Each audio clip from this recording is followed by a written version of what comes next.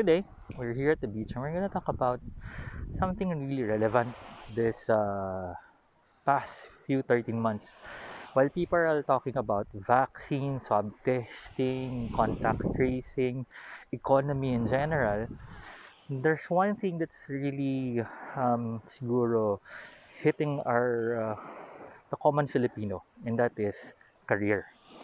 So for this afternoon, we're gonna talk about um, what are some of the things that you should consider when looking for a new job, shifting careers, no? Lalong-lalo na this time of of pandemic. As we all know, job security is one of the things na siguro at an all-time high, medyo uncertain. So I'm gonna guide you on a few things to consider when you're looking for. So the first one is career opportunity. No, so um, I want to talk to you about ano yung importance ng career opportunity. And if you're the type na who's been employed for a long, long time and your career somehow medyo nag-stall or you don't know what's gonna happen, no, lalo during this pandemic, it's something that you should seriously consider. So if you're that person that I just mentioned, no, just you can comment on the comment box below.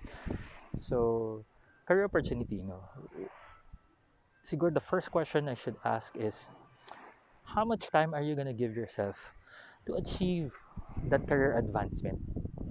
Are you willing to wait 2 years, 5 years, 10 years?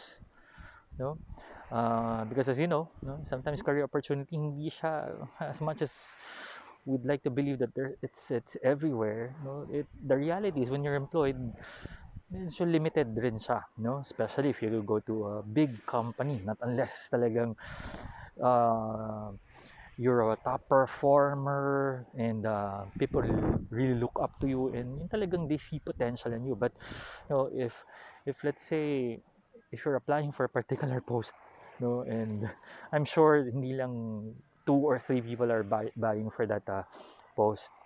So in your career opportunity, another consideration is yung age mo, no, because as we grow older, no, let's face it, lumiliit yung chance natin for career advancement. No, why? Because the young graduates, no, yung mga millennials or even the Gen Z, no, they're coming in fresh, aggressive, no, with new, better ideas. So that's one of the things you need to consider. No, ano ba yung career na that will allow me to advance to at the shortest possible time, no, pero also consider na it's something na career opportunity na pangmatagalan, hindi lang yun short-lived, no. So that's number one consideration, career opportunity. And the next one I want to talk to you about is good work-life balance, no. So kung ikaw yung employed, no, prior to pandemic, you spend 10-12 hours sa bahay, then plus yung travel time.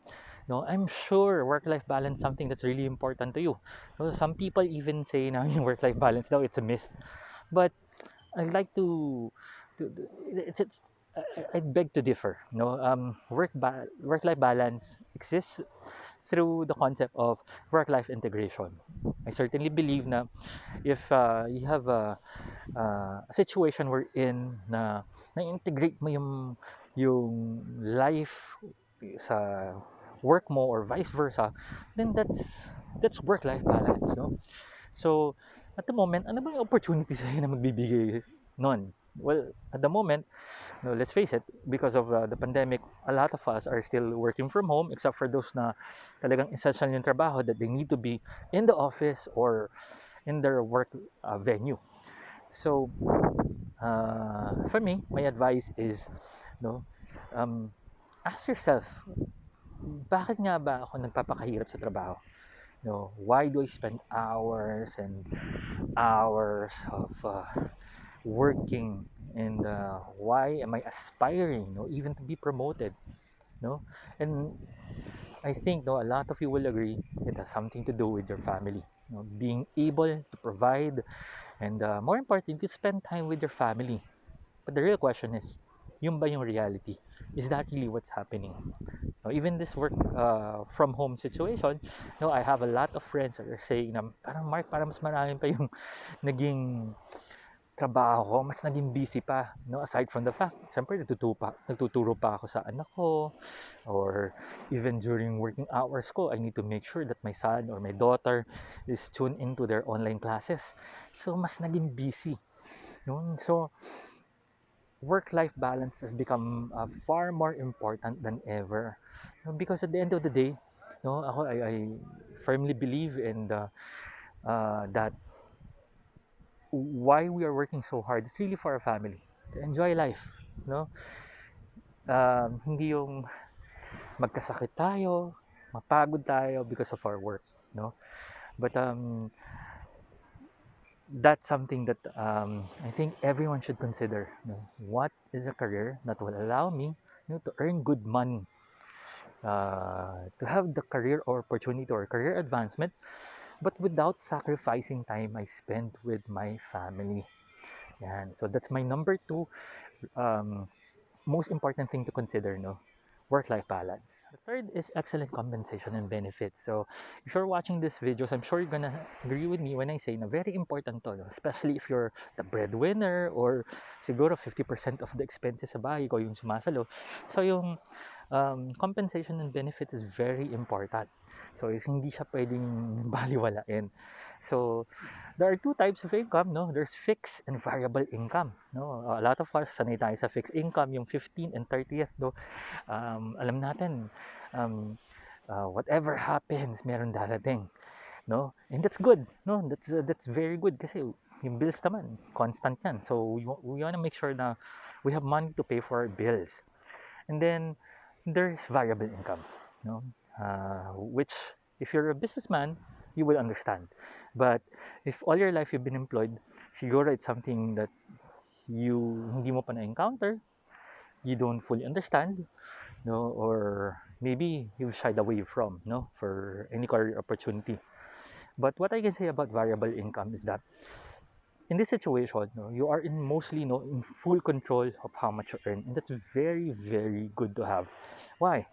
Because when you talk about variable income, it gives you that opportunity really to give your 110%, knowing that at the end of the month you have the possibility of earning 110% also of your expected income.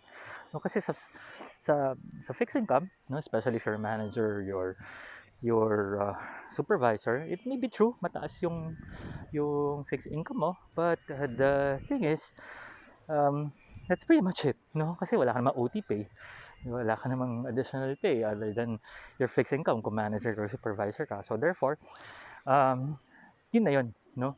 Not unless you have side hustles on the side, diba? So for me, one thing to remember also is siguro when you're gonna jump from fixed to variable income is, one, are you ready? Second, do you have savings? No, because when you jump into variable income, you need to make sure na you have enough savings to sustain your first few months. Kasi let's face it, medyo challenging yun. If you're, kung sanay ka for all those years working in a corporate na meron kang 15 and 30 na income, it may be a big adjustment. So having savings, no, while shifting careers, moving from fixed to variable, that will somehow give you that sense of security na you can focus on the task at hand, no, whatever it is the career that you're looking for, no. So yun yung mga things to consider, no. So number one, no, if you're listening, no,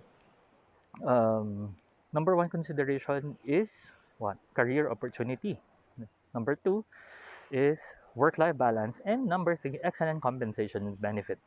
So if you are thinking about shifting career, or maybe naapektuhan ka na ng pandemic, no, na lay off ka, na retrench ka, maybe this is the perfect time to really look into a career that will give you all three of that, no.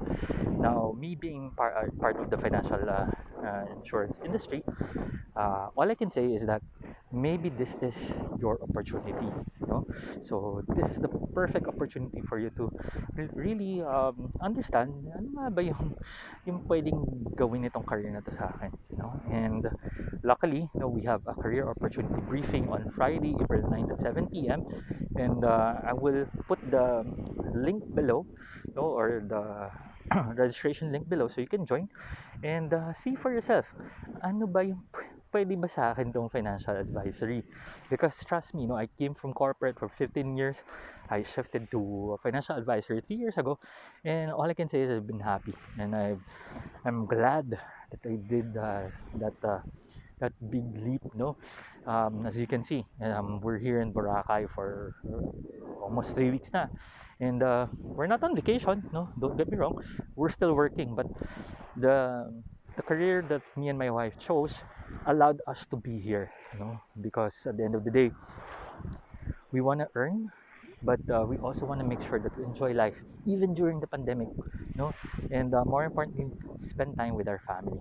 We have 2 kids that we love so much that we want to make sure that every moment of every day we get to spend time with them. So I hope this video would somehow give you an insight ano nga ba yung importante in choosing your next career. So until the next video, this is Mark signing off.